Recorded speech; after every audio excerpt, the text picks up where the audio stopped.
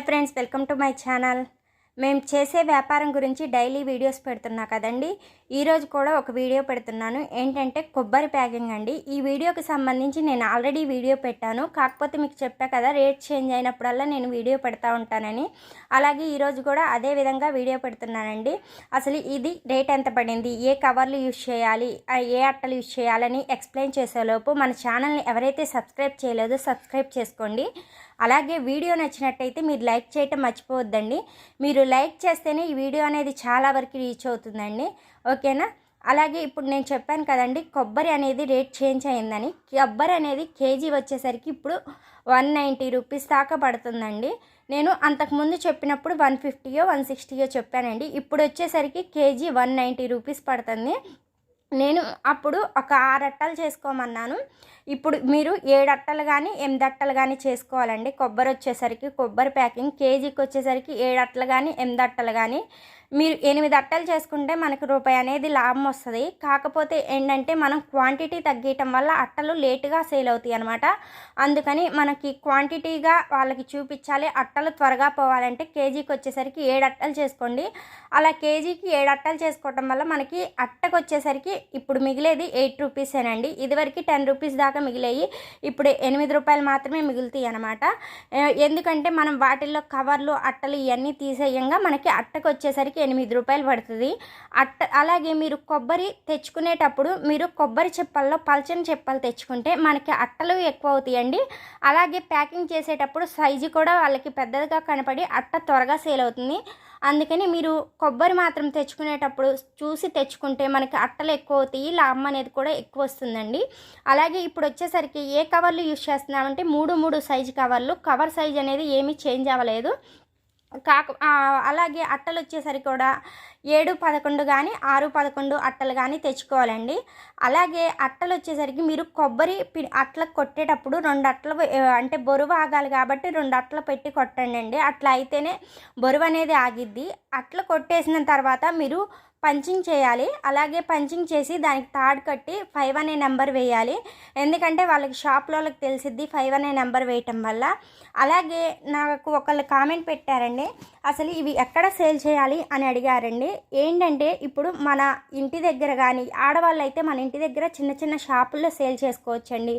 మగవాళ్ళు అనుకోండి పక్కన చిన్న చిన్న పల్లెటూర్లు వెళ్ళి అక్కడ చిన్న చిన్న షాపుల్లో సేల్ చేసుకోవచ్చు. కాదు చిన్న చిన్న షాపులు లేవనుకుంటే హోల్సేల్ షాపులు ఉంటాయండి. హోల్సేల్ షాపులు వాళ్ళు కూడా ఇవి ఎక్కువగా తీసుకుంటారు. కాకపోతే ఏంటంటే వాళ్ళు కొంచెం రేట్ అనేది తగ్గించి అడుగుతారండి. వాళ్ళకి ఏంటంటే మనకి లాభం వచ్చే వాటి మీద వాళ్ళకి ఇవ్వచ్చండి. తక్కువ రేటుకి ఇచ్చినా మనకి పర్లేదు. కాకపోతే కొన్ని ఐటమ్స్ ఉంటాయి, అవి మనకి లాభం రావన్నమాట.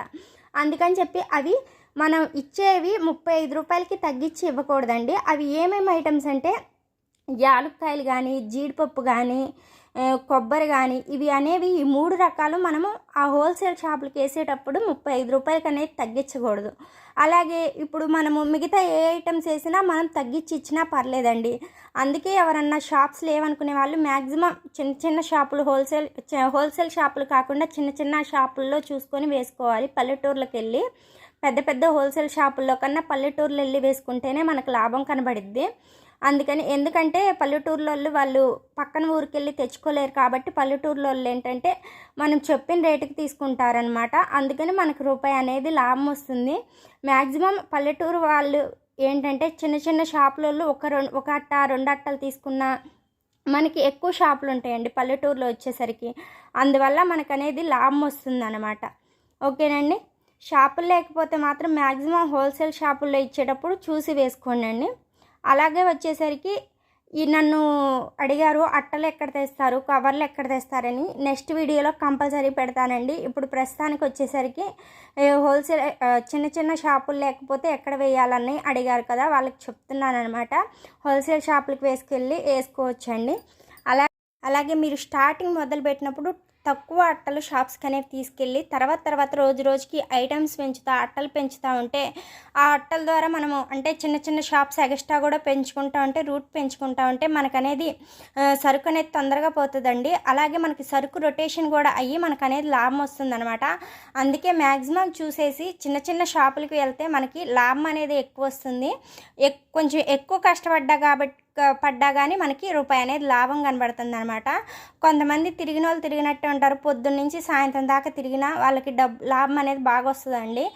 మేమైతే మా హస్బెండ్ వచ్చేసరికి పొద్దున్న నుంచి మధ్యాహ్నం వరకు తిరుగుతారనమాట. కొంతమంది అయితే మార్నింగ్ నుంచి ఈవినింగ్ వరకు తిరిగి మ్యాక్సిమం 3-3.5 వేలు కూడా సంపాదించుకునే వాళ్ళు ఉంటారు.